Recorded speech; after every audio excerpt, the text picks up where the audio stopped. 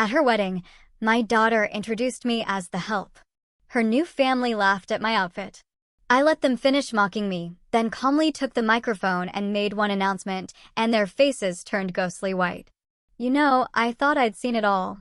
But nothing could have prepared me for the moment my own daughter, Victoria, stood before 350 wedding guests, looked a complete stranger in the eye, and introduced him as her father. All while every single detail of that $500,000 dream wedding was paid for by me, Jim Hayes, sitting alone at table 18. Can you even imagine that kind of betrayal? Picture it, your daughter, in a $32,000 Vera Wang gown, telling an entire ballroom that you're dead while hugging another man she calls daddy. Meanwhile, every vendor, every exquisite flower arrangement, every piece of glittering crystal, all of it funded by my bank account, the bank account of the dead father who was practically hidden by the kitchen door. But here's the kicker, the one Victoria didn't see coming when she tried to erase me from her story. Every contract had my signature. Every payment came from my company. And I was holding the final check for $340,000 that would keep her perfect reception running. 26 years of raising her, 6 months of planning her dream wedding, all leading up to one moment of complete, gut-wrenching betrayal that changed absolutely everything. What happened next? Even I was shocked. And it definitely wasn't what those Greenwich socialites expected from a simple plumber in a borrowed tuxedo. Before I tell you how this whole nightmare unfolded, I have to ask, have you ever felt utterly invisible in a room full of people celebrating something you made possible? Because that night, my daughter learned that some bills come due in ways you never, ever see coming. It was Saturday, June 15th, 2024, 4:30 in the afternoon, at the opulent Ashford estate in Greenwich, Connecticut. I pulled my beat-up 2019 Ford F-150 into the valet line, sandwiched between a parade of Bentleys and Mercedes. The valet, probably no older than 20, looked at my truck like I'd brought a dead fish to a 5-star dinner. But he took my keys. Professional courtesy, I guess. My rental tuxedo from Men's Warehouse, an $89 special, felt like a cheap costume. Meanwhile, every other man there wore suits that probably cost more than most people's monthly rent. I could tell by the way the fabric draped. You don't build a business for 30 years without learning the difference between genuine quality and sheer pretense. But they had no idea who was really paying for their champagne. Inside, crystal chandeliers, each worth $25,000, cast a dazzling light over 350 of Connecticut's elite. The guest list read like a who's who of old money families whose names were etched into hospital wings and university buildings. And there she was, Victoria, my daughter, floating through the crowd in her $32,000 Vera Wang gown. She saw me enter. Our eyes met across the vast room. For a split second. Then she looked away. A wedding planner, clipboard in hand, headset firmly in place, approached me. You must be. She scanned her list. Table 18. Table 18. By the kitchen door. Where the catering staff rushed back and forth with trays. Where the sound system had a slight, persistent buzz. Where families seat the relatives they have to invite but don't want to explain. That's me, I said, my voice probably flatter than I intended. Victoria, of course, was at table 1, center of the room, spotlight position, with her new family, the Whitmores. Preston Whitmore III, her soon-to-be husband. Preston Whitmore Sr., who owned half the commercial real estate in Fairfield County. They had money that was old when my grandfather was still farming in Ohio. I took my seat and watched my daughter work the room. She moved differently now, with a practiced grace, like she'd been born to this. When guests asked about her family, she'd point toward table 1 and flash a dazzling smile. My father's right over there, she'd say, gesturing toward a distinguished man in his 60s with silver hair and a custom tuxedo. Richard Morrison. I'd never seen him before in my life. Meanwhile, my table slowly filled with +1s and distant cousins. Nice people, but not the kind who get mentioned in the Connecticut Society pages. We made small talk about the weather and the beautiful venue. Nobody asked what I did for work. Probably for the best. 26 years. 26 years of raising that girl. 26 years of scraped knees and bedtime stories and dance recitals. I'd missed exactly 3 of her birthdays, all because of emergency plumbing calls. Burst pipes don't wait for convenient times. But I always made it up to her. Always.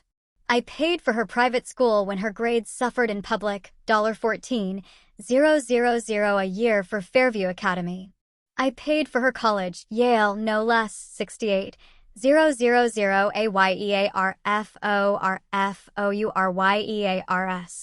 IPAIDFORHERAPPERTMENHATTION 68. 000 air for 4 years. It paid for her apartment in Manhattan when Shekel find work after graduation. $3,000 a month for 2 years. And now I was paying for this wedding. Every single detail. The venue rental, $180,000. The catering, $85,000. The flowers, $28,000. The string quartet from the New York Philharmonic, $15,000. The photographer, $12,000. The 7-tier cake, $8,500. But Victoria had made one crucial mistake in her eagerness to fit in with Greenwich society. She'd forgotten to read the fine print on her dream wedding. The cocktail hour stretched on, and the distance between my table and hers felt like miles. I watched Victoria pose for photos with the Whitmores, playing the role of the grateful daughter they'd saved from obscurity. Every smile was a knife twist. If I stayed silent tonight, I'd lose more than money. I'd lose my self-respect.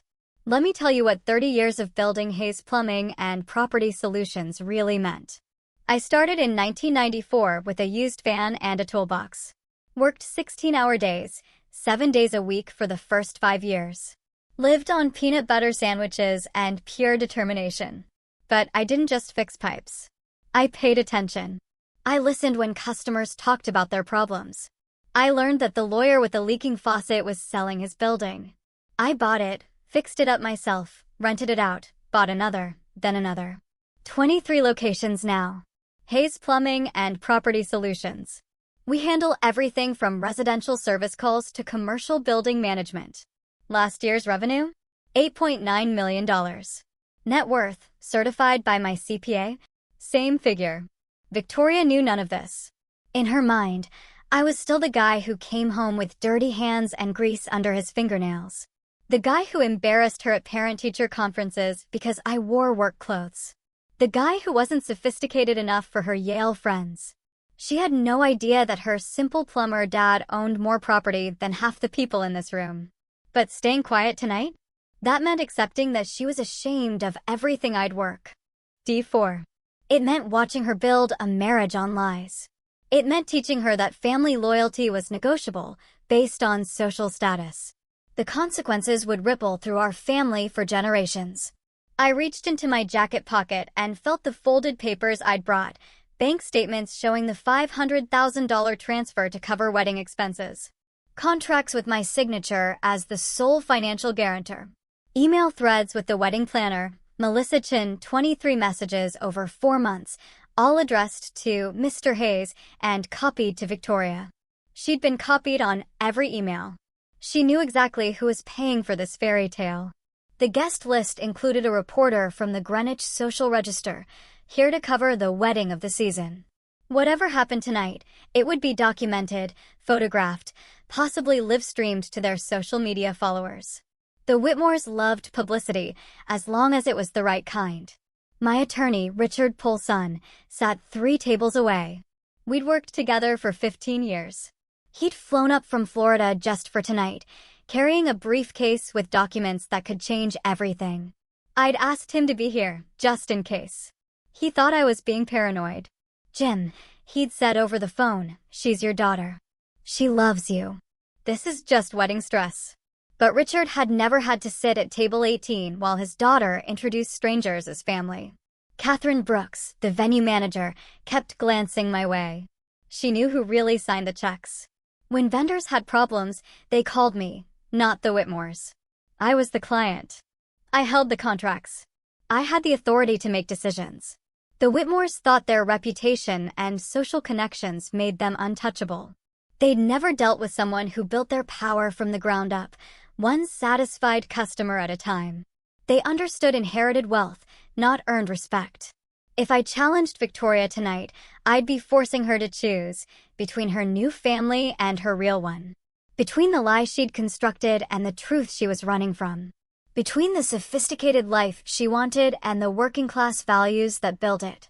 But if I didn't challenge her, I'd be teaching her that love without respect was enough. That she could take everything I'd given her and give nothing back. That being ashamed of your family was acceptable as long as you did it politely. The cost wouldn't just be financial. It would be spiritual. I'd have raised a daughter who thought character was something you could buy and sell. Who believed that loving someone meant never having to say you're grateful. My phone buzzed. A text from Victoria. Daddy, please don't mention the plumbing business tonight. This is important to me. 30 years of sacrifice, reduced to an embarrassment to be managed. I looked around the room at the crystal and the gold and the flowers that cost more than most people's annual salary. At the guests who'd never worked with their hands or worried about making payroll. At my daughter, who'd learned to be ashamed of the very qualities that made all this possible. The decision crystallized in that moment. Some lessons, I realized, can only be taught the hard way. 7:15 p.m. The cocktail hour hit full swing, and the social ecosystem revealed itself in all its polished cruelty. 3 guests approached my table within the first hour. All had worked with Hayes Plumbing over the years. Margaret Henderson, whose flooded basement I'd personally fixed last winter. Dr. James Walsh, whose medical building we'd renovated in 2019. Sarah Chin, whose restaurant's plumbing emergency I'd handled on Christmas Eve 2022. Jim Hayes. Margaret's face lit up. I didn't expect to see you here. Father of the bride, I said simply. Her expression shifted. Confusion, then understanding, then something approaching sympathy. Oh my. Victoria never mentioned. She keeps her private life private, I said, a forced smile on my face. But Margaret's voice had carried. Nearby conversations paused. Eyes turned our way. The whispers started immediately. That's the plumber. Victoria's father? I thought he was. Oh, didn't she say her father passed away? Within minutes, the story spread through the crowd like spilled wine on white linen. I watched faces change as the news traveled. Surprise, awkwardness. A few looked genuinely sorry for me. Most just looked uncomfortable, like they'd stumbled into a family drama they didn't understand. Preston Whitmore Sr. noticed the commotion.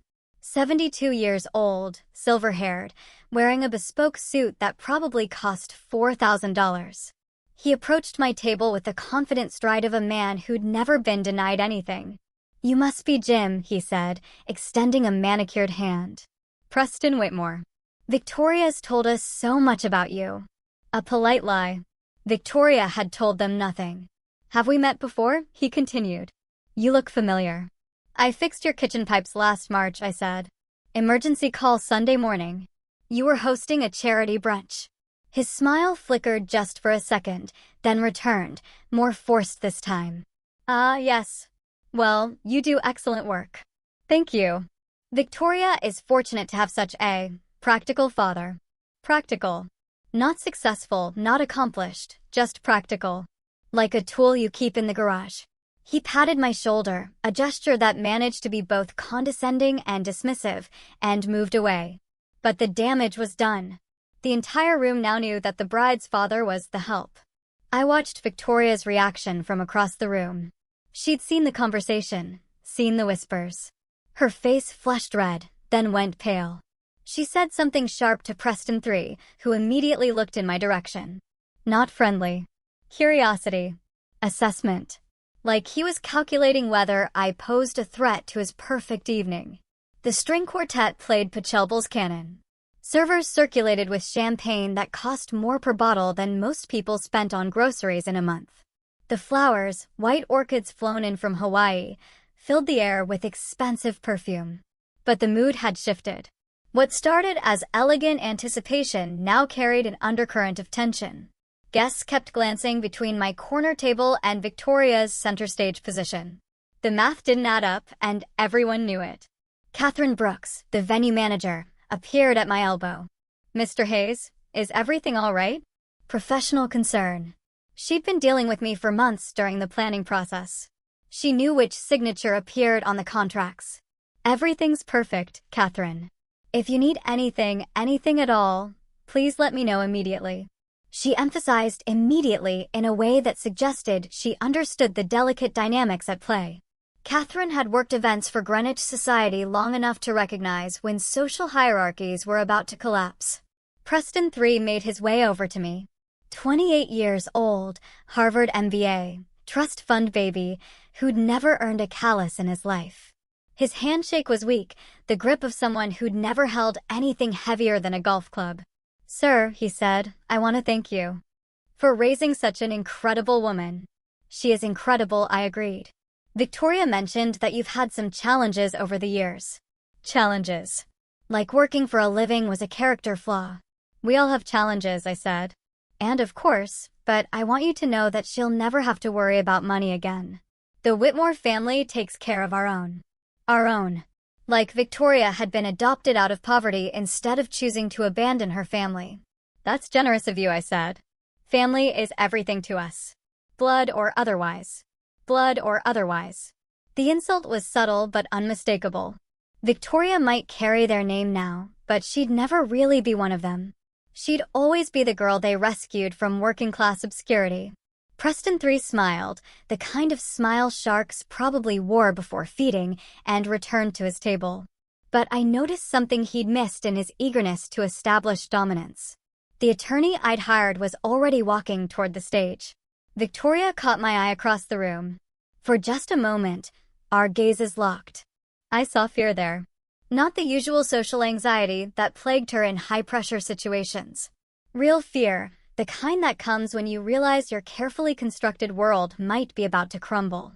She'd built this new life on lies and borrowed sophistication. She'd traded her family's love for social acceptance. She'd chosen status over substance, but she'd forgotten the most important rule of any transaction: always know who holds the real power. And tonight, she was about to learn that power isn't inherited, it's earned. My phone buzzed again. This time it wasn't Victoria. Final payment confirmation required by 9 p.m. Catherine Brooks, venue manager. I glanced at my watch. 8:45 p.m. The ceremony would start in 15 minutes. Victoria's perfect timeline, executed with military precision. But timelines can change quickly when you're the one holding the checkbook. Richard Polson caught my eye from across the room and tapped his briefcase. Inside that leather case sat documents that could unravel this entire evening in minutes. Contracts, bank statements, emails, the paper trail that proved exactly who was making this fairy tale possible. Richard had initially questioned my decision to bring legal documentation to my daughter's wedding. "It seems excessive, Jim." "It's insurance," I told him. Now, I was beginning to think I might need that insurance after all. Catherine Brooks approached my table again. This time, she wasn't alone. 2 of her assistant managers flanked her, young professionals in dark suits with earpieces and clipboards. "Mr. Hayes," Catherine said quietly, "could we speak privately for a moment?" We stepped to the side of the room, away from the crowd. "Sir, we've had some inquiries about the final payment schedule." "What kind of inquiries?" "The catering team needs confirmation on the outstanding balance. $340,000. The contract specified payment before service begins." I pulled out my phone and opened my banking app. The Hayes Property Solutions business account showed a balance that would make most people dizzy. But more importantly, it showed the pending transfer to Ashford Estate Catering. Scheduled for 9:15 p.m. scheduled, not completed. "Is there a problem with the payment?" Catherine asked. "No problem at all," I said. "As long as the service meets the standards we agreed upon." Catherine's expression shifted slightly. After 15 years in the hospitality business, she'd developed an instinct for when clients were about to become difficult. But she'd also learned to recognize real authority when she saw it. "Of course, sir. Everything will be perfect. I'm counting on it." As she returned to her team, I noticed how they continued to watch me. Not with the casual attention they'd give a guest's father. with the focused concern they'd give their actual client. Because they understood something the Whitmores hadn't figured out yet. In business, signatures matter more than surnames. My phone rang. Unknown number, Connecticut area code. Mr. Hayes, this is David Chin from Fairfield County Social Register. We're covering the wedding tonight. I'm not interested in interviews. Actually, sir, I was calling about the catering situation. I understand there's been some confusion about the payment structure. Word traveled fast in small communities. Someone had talked. No confusion, I said. Everything's exactly as it should be. Will the reception proceed as scheduled? Interesting question. David Chin wasn't calling about social coverage. He was calling because someone had tipped him off that tonight's wedding of the season might not go according to plan. You'll have to wait and see, I said, and hung up. Preston Whitmore Sr. was holding court near the bar, regaling guests with stories about his latest yacht purchase, $2 million for something he'd use 6 weekends a year. But he was careful to speak loudly enough that everyone could hear about his casual relationship with money. Old money loves an audience almost as much as it loves itself. But old money also makes assumptions. They assume that because they've always had wealth, they understand how wealth works. They assume that social connections are the same as business relationships. They assume that a working-class man in a borrowed tuxedo poses no real threat to their carefully ordered world. Tonight, they were about to learn the difference between having money and controlling it. The ceremony was about to begin. Victoria's moment of triumph, the culmination of months of planning and a lifetime of social climbing. But every perfect moment depends on someone keeping the lights on, and I was the one holding the switch. 8:45 p.m. dinner service was in full swing, and the mood had shifted from cocktail tension to celebration. The ceremony had been flawless. Victoria radiant in her Vera 1 gown, Preston 3 playing his part with practiced perfection. Even I had to admit, they looked good together. But the real test was about to begin. Preston Whitmore Sr. stood to give his toast. The room quieted as 350 guests turned their attention to the head table. Crystal glasses caught the light from those $25,000 chandeliers. The moment felt suspended, perfect, like a photograph from a society magazine. Friends, family, and honored guests, Preston Sr. began.